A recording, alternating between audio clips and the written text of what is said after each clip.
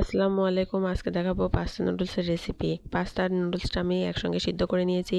কাঁচামরিচ, পেঁয়াজ, এখানে টমেটো সিদ্ধ করে নিয়েছি, ছোট সাইজের 3টি ডিম, বিফ কিমা মশলা দিয়ে করে নিয়েছি রান্না, লবণ, চিনি, বিট লবণ, ভাজা গোলমরিচের গুঁড়া। ফ্রাই প্যানটা দিয়েছি গরম হওয়ার জন্য। এখন আমরা ফ্রাই প্যানে তেলটা দিয়ে দেব। তেলটা গরম হয়ে আসলে এর মধ্যে কাঁচামরিচ, পেঁয়াজ দিয়ে দিব, দিয়ে ভালো করে একটু ভেজে নেব। একটু এপাশ ওপাশ নেড়ে ভেজে নিলাম। তারপর দিয়ে দেব এর মধ্যে একটি ডিম।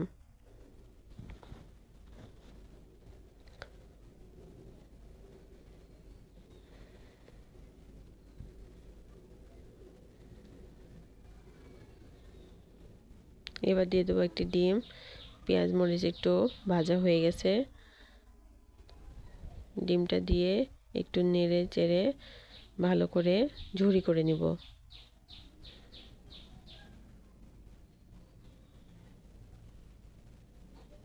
নিয়ে এখন দিয়ে দেবো সিদ্ধ করা 3টি টমেটো কুচি করে দিয়ে মিশিয়ে দেবো। আপনাদের যদি বড় সাইজের টমেটো হয় তাহলে 2টি দিলেই যথেষ্ট। আমি এই নুডলস পাস্তাতে কোনো বাজারজাত করা সয়া সস, ফিশ সস বা টমেটো সস, চিলি সস কোনো কিছুই ইউজ করি নাই। শুধুমাত্র ঘরে থাকা 3টি টমেটো দিয়েই আমি এটা রান্না করে নেব। আমার টমেটো 3টি খুবই ছোট সাইজের ছিল। লবণ দিয়ে এবার ভালো করে মিশিয়ে নেব।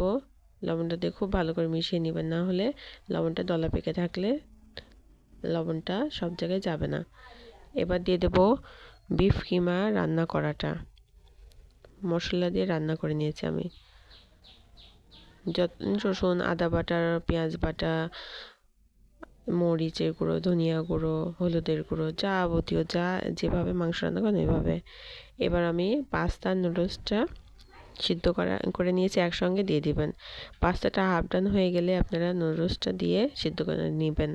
আমি এখানে মোটা সাইজের নুডলসটা নিয়েছিলাম নুডলসের। এই যে নুডলসের একটা প্যাকেট মশলা দিয়েই আমার এটা রান্না হয়ে যাবে, কারণ বিফ কিমার মধ্যে যে মশলাগুলো আছে ওইটাই আমার নুডলসের স্বাদটা বাড়িয়ে দেবে, নুডলস পাস্তার।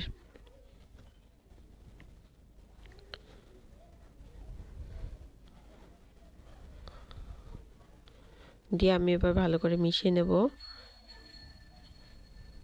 এক প্যাকেট মশলা থেকে কি সুন্দর নুডলস পাস্তা তৈরি হয়ে গেল আমার, দেখুন। অসাধারণ অসাধারণ একটি নুডলস পাস্তার রেসিপি। আবার এগ বিফ নুডলস পাস্তাও বলতে পারেন আপনারা এটা। এই যে নুডলসের এই প্যাকেটটি থেকে আমি নুডলস ইউজ করছি, নুডলসের চিকেন নুডলস। এটা দেখুন 4টা স্টিক থাকে এভাবে।